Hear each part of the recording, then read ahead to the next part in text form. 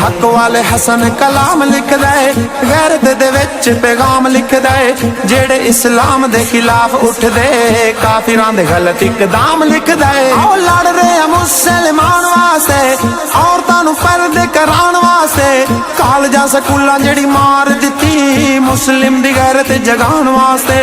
उम्मत रसूल दी खिच लैके मुश्किलां मुसीबतां दे विच पै के कुफर दी हर साजिश दे खिलाफ हक दी आवाज उठाई हुई है।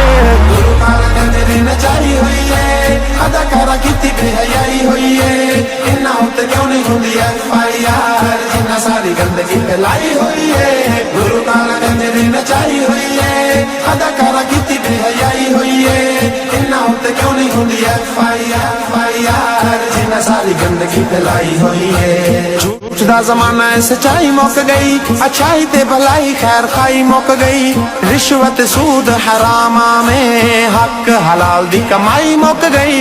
5-700 ते ईमान विकदा है, इज्जतां दा इत्थे निगहबान विकदा है। क्यों ना कौम जलील होवे, फेरियां ते पिया कुरान विकदा है। अपनी मुसलमान शान भुल गए, दीन हक दी पहचान भुल गए। नाम दा कलमा है बस बाकी, दीन ईमान दी सफाई हुई है। गुरु कारकंद दी नचाई हुई है, अदाकारा कीती बेहयाई हुई है। इन्हां उत्ते क्यों नहीं हुंदी FIR जिन्हां सारी गंदगी फैलाई हुई है। गुरु कारकंद दी नचाई हुई है, अदाकारा कीती बेहयाई हुई है। इन्हां उत्ते क्यों नहीं हुंदी FIR जिन्हां सारी गंदगी फैलाई हुई है। पैसे लेके मौलवी बयान कर दे, नात सेल पे नात खान कर दे। फिल्मां च कम ने सदात कर दे, जुल्मां दी हद हुक्मरान कर दे। ओ खैर खा कोई नहीं अवाम दा रिया, पैसा जोड़ हर कोई हराम दा रिया। यहूदी दे हुक्म उत्ते होण फैसले, फैसला नहीं काजी इस्लाम दा रिया। नाई दाड़ियां मुन के हराम खा रहे, बहना दे हक इत्थे आम खा रहे। अजे भी ये मुल्क इस्लामी है, बेगैरती दी हद मुकाई हुई है। गुरु कारकंद दी नचाई हुई है, अदाकारा कीती बेहयाई हुई है। इन्हां उत्ते क्यों नहीं हुंदी FIR जिन्हां सारी गंदगी फैलाई हुई है। गुरु कारकंद दी नचाई हुई है, अदाकारा कीती बेहयाई हुई है।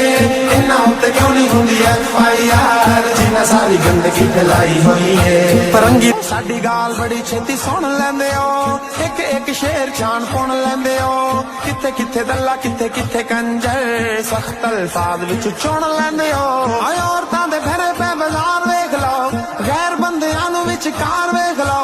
अखां नाल अखां मिलदियां वेख लो, मोढे नाल मोढियां दी मार वेख लो।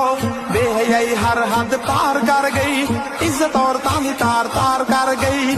जेड़ा बेहयाई दे खिलाफ बोलिया, हथ कड़ी उसनूं लवाई हुई है। गुरु कारकंद दी नचाई हुई है, अदाकारा कीती बेहयाई हुई है। इन्हां उत्ते क्यों नहीं हुंदी FIR जिन्हां सारी गंदगी फैलाई हुई है।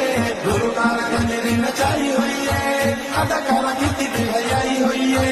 इन्हां उत्ते क्यों नहीं हुंदी FIR जिन्हां सारी गंदगी फैलाई हुई।